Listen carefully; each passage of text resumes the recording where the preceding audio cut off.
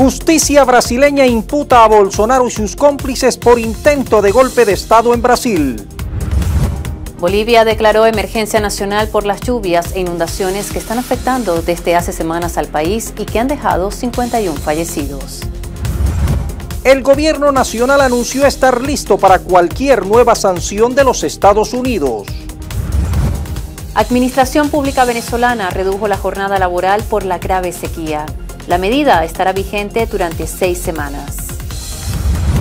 La Vinotinto en posición de repechaje. La Guaira, supercampeón y un grande del boxeo, nos dijo adiós. Y al cierre de esta edición, conozca la operación Arca de Noé, que permitió a Colombia trasladar a su último chimpancé en cautiverio a un santuario natural en Brasil.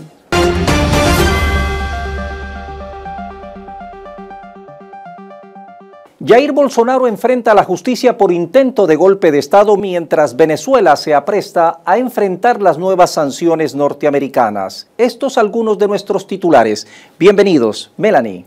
Con este adelanto comenzamos de inmediato. El Tribunal Supremo de Brasil aprobó por 5 votos a 0 la imputación en contra del expresidente Jair Bolsonaro y otras 7 personas por intento de golpe de Estado en enero del 2023. En sus argumentos, antes de anunciar la decisión, el juez Alexander Moraes difundió un video de los actos de vandalismo que calificó como prueba de la materialidad de los crímenes.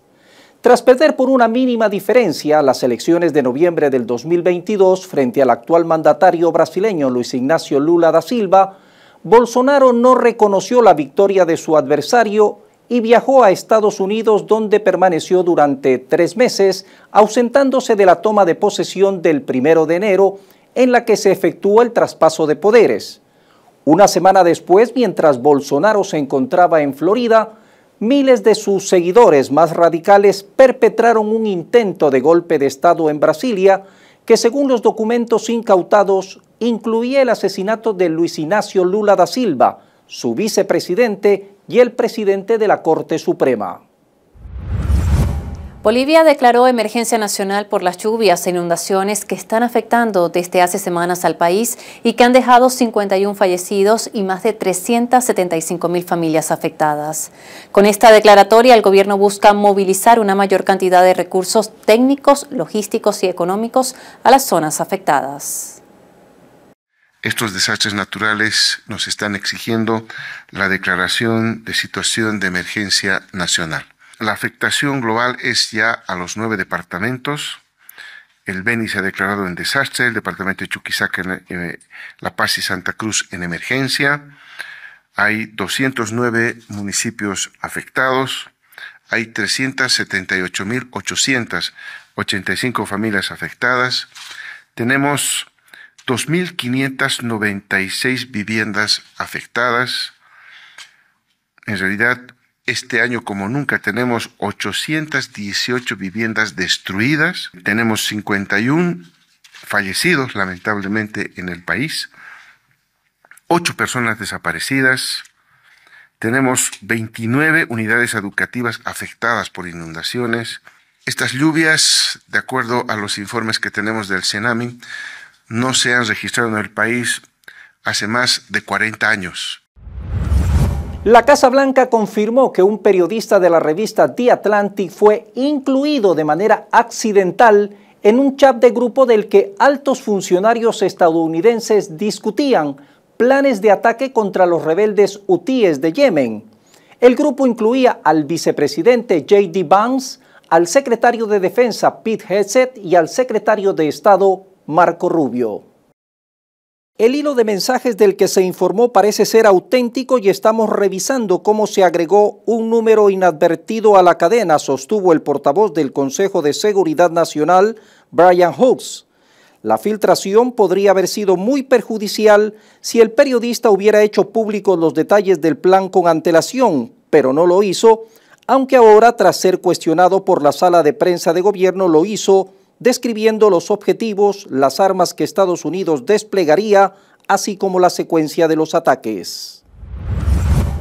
Más de 25 personas han perdido la vida durante los peores incendios forestales registrados en la historia de Corea del Sur. El 22 de marzo se declararon los primeros incendios en varios distritos. La Oficina de Gestión de Desastres y Seguridad del país informó que 26 personas fallecieron y 30 resultaron heridas. Además, unas 37.000 personas han sido evacuadas de las zonas afectadas. Hasta el 27 de marzo, los incendios habían consumido cerca de 36.000 hectáreas de terreno y más de 150 edificios quedaron destruidos.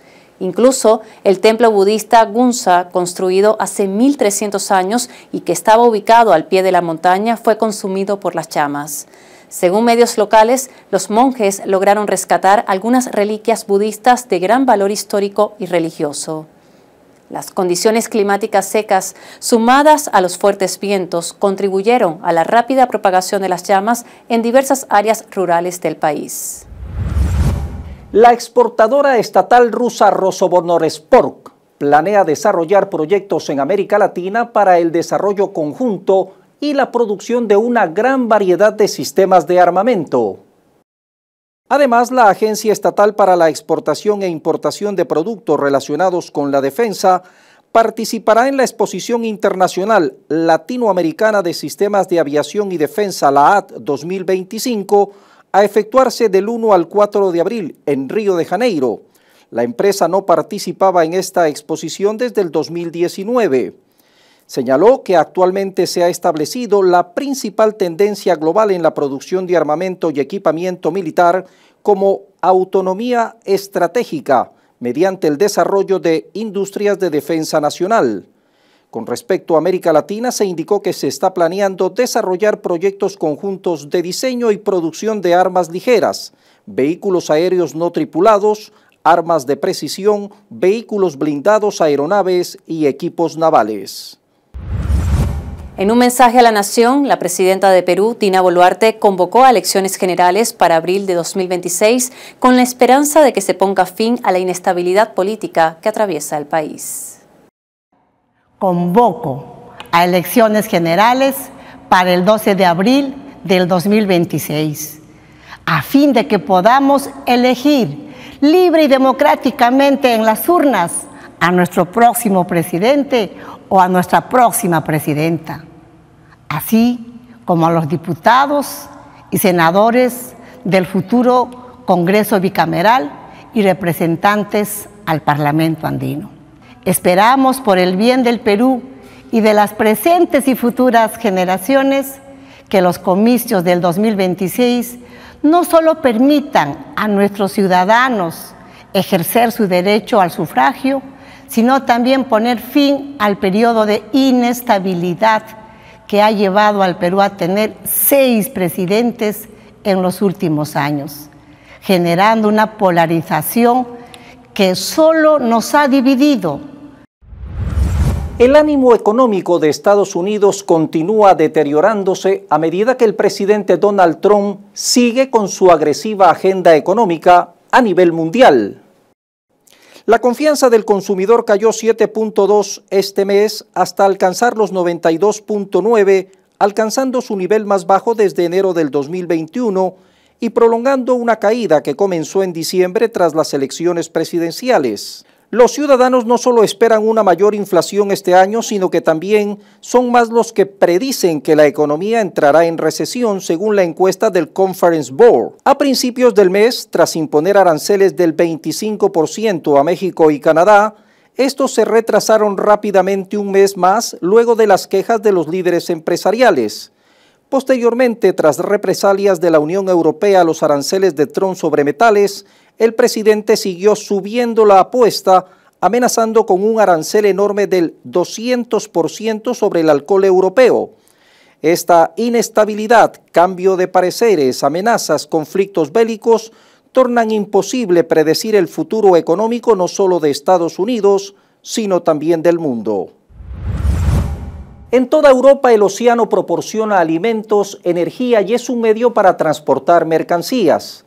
Las actividades relacionadas con los océanos generaron, escuchen bien, 624.000 millones de euros en ingresos y dieron trabajo a 3.6 millones de personas solo en la Unión Europea en el 2021.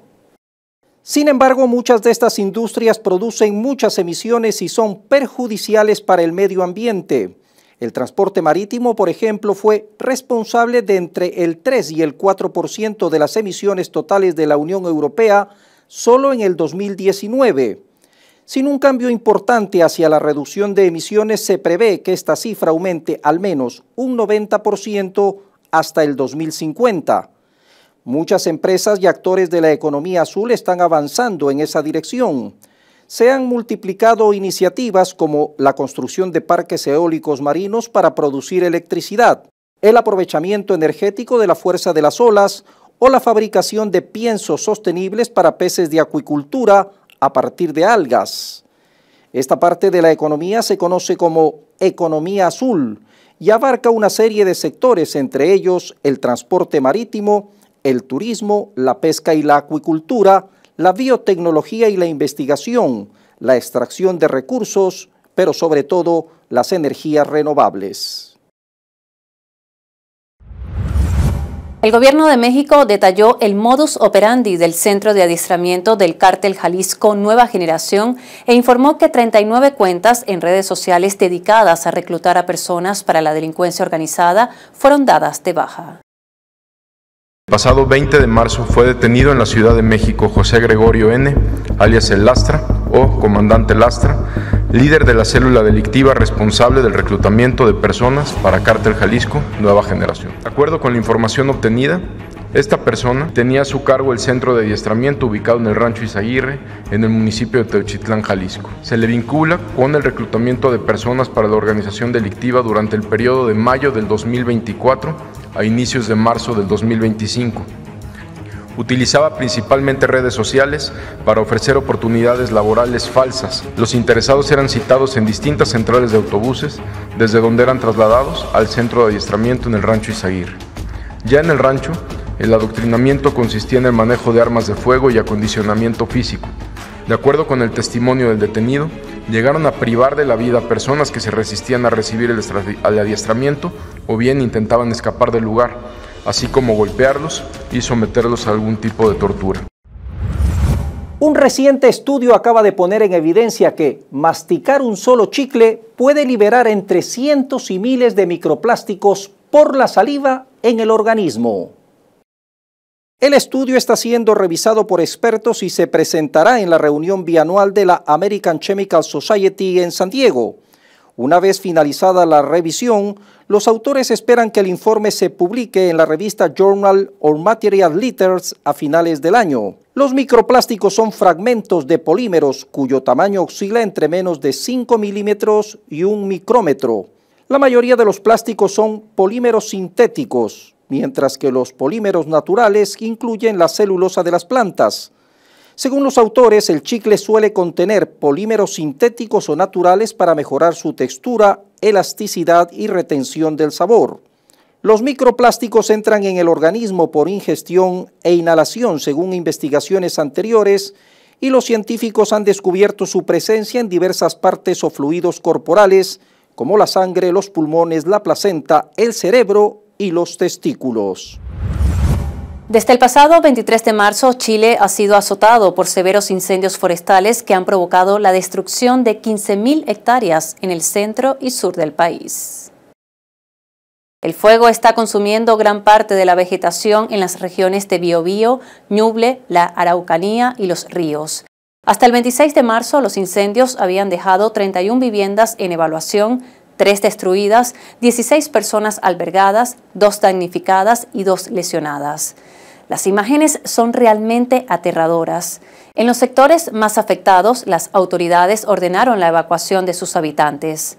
La Corporación Nacional Forestal atribuyó la magnitud del desastre a vientos que superaron los 80 kilómetros por hora y descartaron que la situación se deba a las quemas agrícolas autorizadas.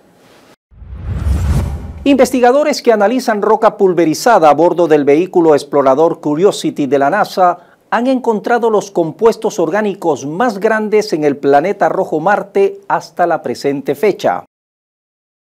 La publicación científica Proceedings of the National Academy of Science sugiere que la química prebiótica podría haber avanzado más allí de lo que se había observado anteriormente. Los científicos realizaron pruebas con una muestra de roca existente dentro del mini laboratorio y encontraron moléculas de decano, undecano y dodecano. Se cree que estos compuestos, que están formados por 10, 11 y 12 átomos de carbono respectivamente, son los fragmentos de ácido graso que se conservaron en la muestra. Los ácidos grasos se encuentran entre las moléculas orgánicas que forman los componentes químicos básicos de la vida en la Tierra. El gobierno de Donald Trump desclasificó archivos de la CIA de los años 60 que muestran cómo Estados Unidos influía en la política interna de Bolivia. Según los documentos, mediante sobornos al oficialismo, la oposición y las Fuerzas Armadas, se mantenía el país bajo control.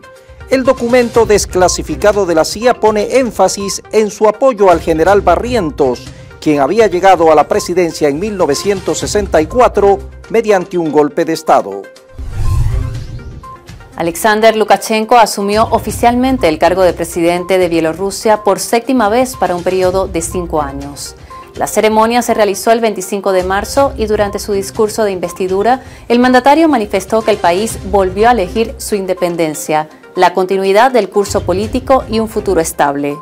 Lukashenko fue reelegido como presidente en los comicios celebrados el pasado 26 de enero, donde obtuvo el 86.82% de los votos.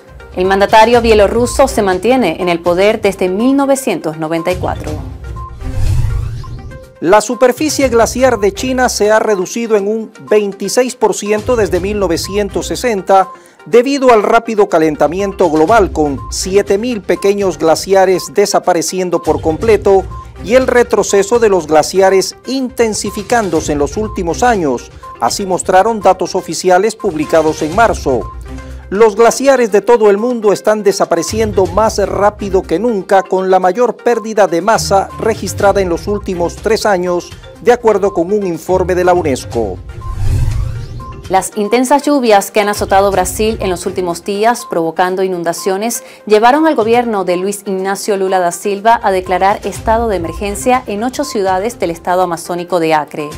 Con esta medida, anunciada el 24 de marzo, los ayuntamientos podrán solicitar recursos al gobierno federal para acciones de ayuda humanitaria, como comprar alimentos, agua potable, así como productos de limpieza e higiene personal. Al menos 6 personas murieron y otras 9 resultaron heridas tras hundirse un submarino turístico en el Mar Rojo de Egipto durante un viaje en la ciudad turística de Hurghada. Los muertos eran ciudadanos extranjeros, informó a la prensa la oficina de la gobernación de la misma ciudad, y se desconocen hasta ahora los motivos o causas del accidente. Más de 50.000 palestinos han sido asesinados por los ataques de Israel desde que comenzó la guerra en Gaza en octubre de 2023. El Ministerio de Salud del enclave también informó que el número de heridos asciende a más de 113.000. El pasado 18 de marzo, el régimen israelí rompió el alto al fuego en la franja que estaba vigente desde el 19 de enero. Mientras la comunidad internacional condena los ataques, el primer ministro de Israel, Benjamín Netanyahu, sigue amenazando con ocupar el enclave. 2 pilotos salieron ilesos tras la colisión de aviones Alpha Jet de la escuadrilla acrobática Patrulla de Francia durante un ensayo, lo que los obligó a eyectarse. La Patrulla de Francia del Ejército del Aire realiza vuelos acrobáticos y de exhibición, mientras los aviones lanzan humo con los colores de la bandera nacional, y sus integrantes figuran entre los más selectos de los pilotos franceses.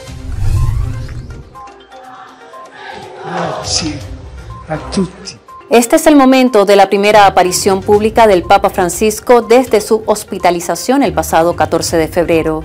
Luego de estar 5 semanas internado en un hospital en Roma debido a una neumonía, el pontífice fue dado de alta el 23 de marzo.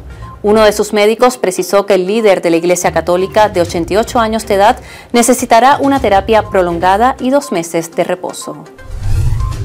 La estrella del cine francés Gérard Depardieu admitió haber agarrado por las caderas a una compañera de trabajo y haber insultado su capacidad profesional, pero negó las acusaciones de agresión sexual ante el jurado que lo investiga por estos hechos. Al menos 6 mujeres han presentado denuncias ante la policía acusando a Depardieu de violación, acoso sexual y agresión. El actor brindó testimonio por primera vez ante la justicia luego de años de graves acusaciones sobre su comportamiento. Irán presentó un nuevo complejo subterráneo de misiles y depósitos de armas para su fuerza aeroespacial. La sorprendente base fue mostrada el pasado 25 de marzo y es una de decenas que existen en el país. Según Teherán, el extenso complejo alberga miles de misiles balísticos de corto, mediano y largo alcance. La agencia de noticias Hispan TV reseñó que la instalación aún se encuentra en proceso de expansión y sería clave en la estrategia defensiva de la nación persa. Varias personas resultaron heridas en Berlín tras un nuevo atropello masivo, el cuarto en los últimos meses, en un centro comercial llamado Jetsunbrunn. Un hombre se subió a la acera con el vehículo de uso compartido que conducía, embistiendo a un grupo numeroso de personas. Al momento, las autoridades investigan el incidente para saber si se trata de un accidente o de un ataque voluntario. Venezuela está lista para afrontar las amenazas de Estados Unidos y su imposición de aranceles a quienes adquieran petróleo nacional. Así lo destacó el presidente de la República, Nicolás Maduro.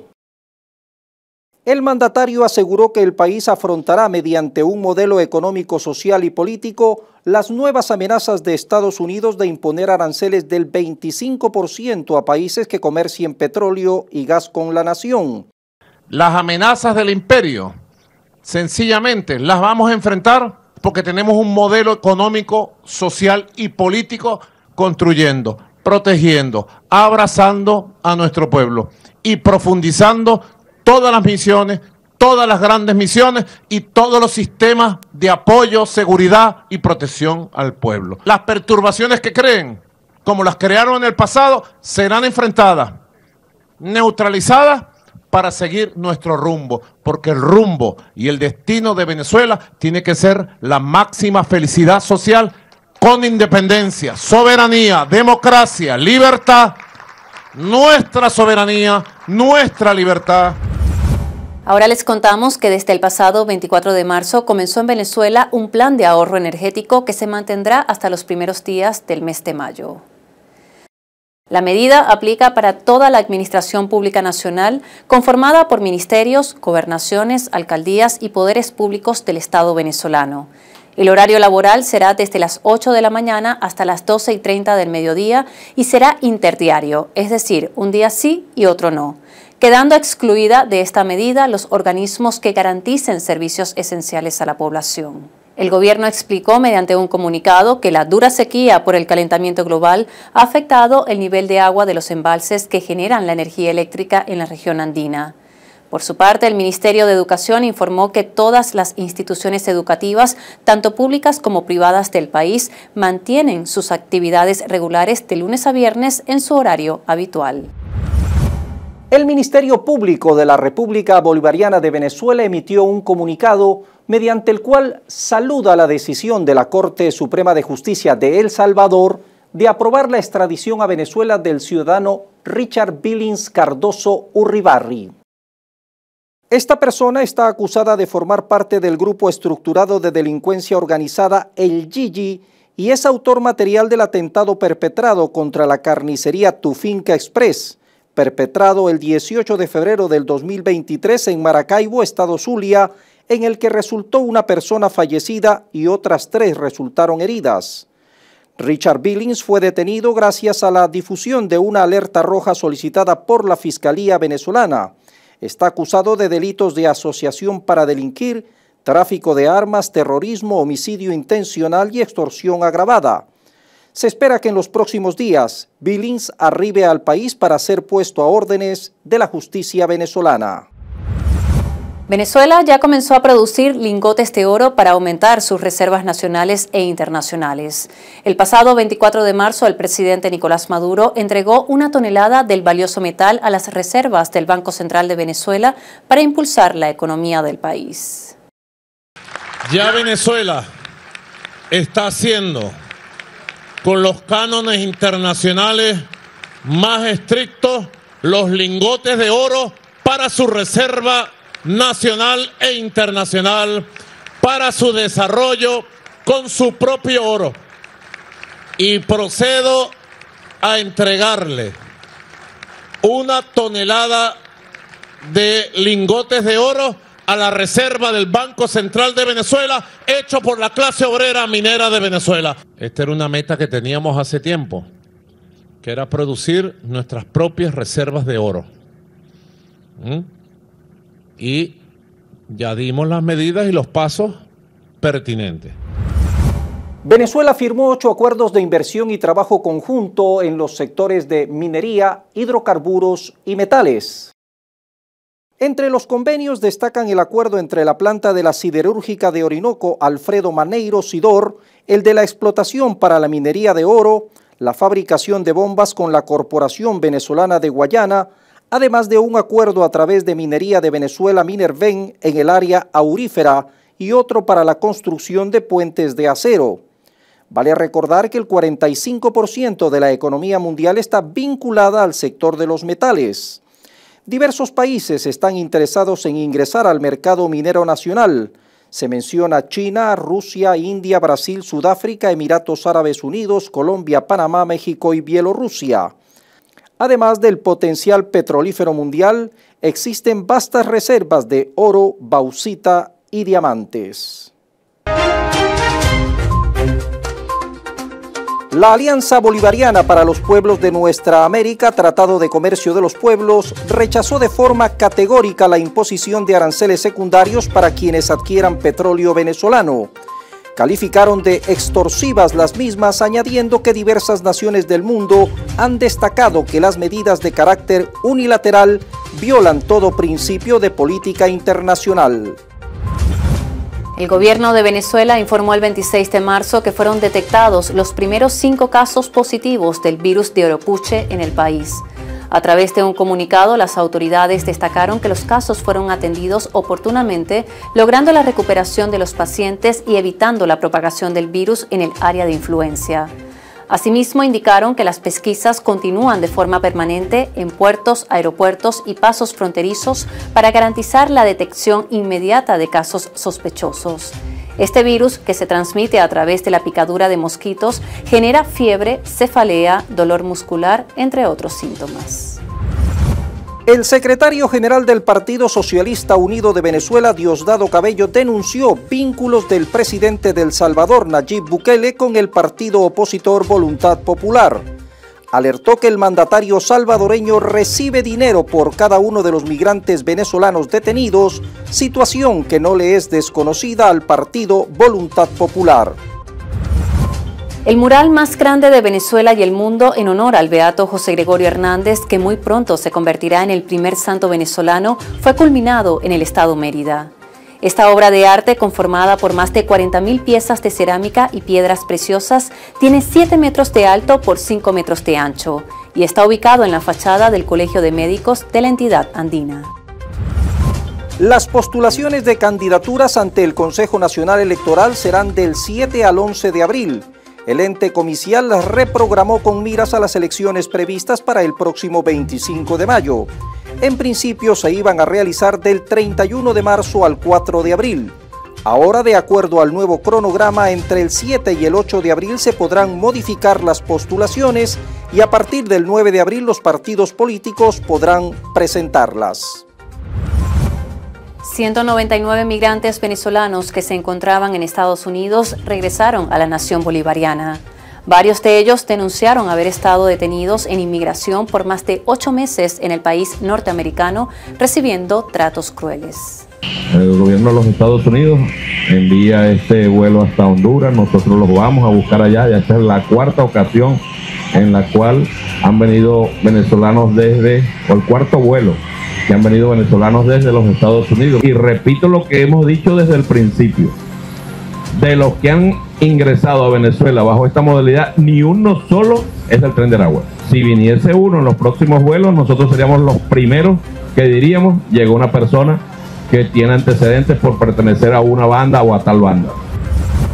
Venezuela avanza en la exportación de café, destacó el gerente de la Corporación Venezolana del Producto, Gabriel González, quien destacó que actualmente el país produce 1.7 millones de quintales en 227.000 hectáreas. Esto permite, dijo, satisfacer tanto la demanda interna como exportar el excedente a diversos países. Argentina selló boleto al Mundial. Venezuela en zona de repechaje. Deportivo La Guaira ganó la Supercopa y un grande del boxeo nos dijo adiós.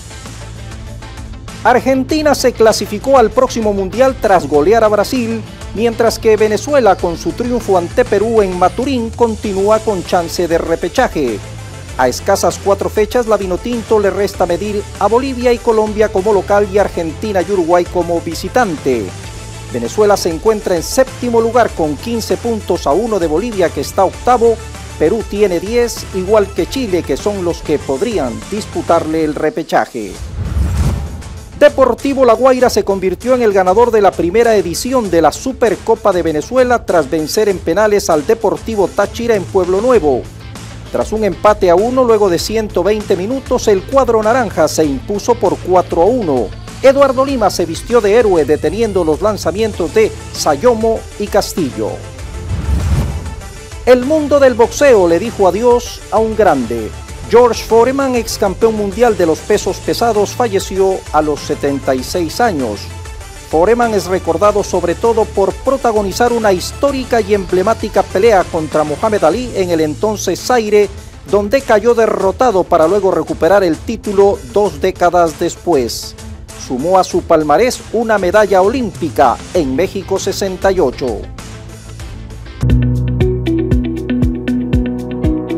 El último gran simio en cautiverio que había en Colombia fue trasladado el pasado 23 de marzo a un santuario natural en Brasil a través de la denominada Operación Arca de Noé. Se trata de Yoko, un primate de 38 años que en 2018 llegó al bioparque Ucumarí luego de haber permanecido más de 3 décadas en cautiverio en condiciones adversas. Desde pequeño fue víctima de traficantes de animales y luego pasó años en manos de un narcotraficante colombiano, quien lo sometió a un proceso de impronta que lo hizo dependiente de los humanos. Luego de la muerte de la persona que lo tenía como mascota, Yoko cayó en manos de un circo itinerante donde sufrió maltratos constantes, hasta que fue rescatado y llevado al zoológico de Pereira. En Colombia se está impulsando un proyecto de ley que lleva su nombre y que busca prohibir el ingreso de estos animales al país. Con la que buscamos, primero, que Colombia se declare como el primer país en el mundo libre de grandes simios en cautiverio, un hecho que materialmente logramos ya trasladando a Yoko al santuario en Brasil. Segundo, que no ingresen animales de especies exóticas. Nada tienen que hacer en Colombia rinocerontes, jirafas o leones. El traslado duró unas 18 horas y contó con la supervisión de un veterinario para garantizar el bienestar de Yoko, quien ahora estará en el santuario de chimpancés brasileño junto a más de 50 ejemplares de su misma especie. Cada 30 de marzo se celebra el Día Internacional de Cero Desechos, una efeméride reciente proclamada por la ONU con la finalidad de reducir los residuos y desechos sólidos en el planeta, promoviendo modalidades de producción y consumo cada vez más sostenibles. De acuerdo a estudios y estimaciones, anualmente se desperdician unos 931 millones de toneladas de alimentos en todo el mundo. Se destaca la disposición de 14 millones de toneladas de desechos plásticos en los ecosistemas acuáticos. Es pertinente entonces la ejecución de acciones enfocadas en la generación de conciencia colectiva a través de la implementación de una economía circular para proteger el medio ambiente, mejorar la seguridad alimentaria, la salud y además el bienestar de las personas. Consumir sin exceso y desechar con responsabilidad es tarea de todos. Melanie. Así despedimos esta dinámica global. Nos vemos en una próxima emisión.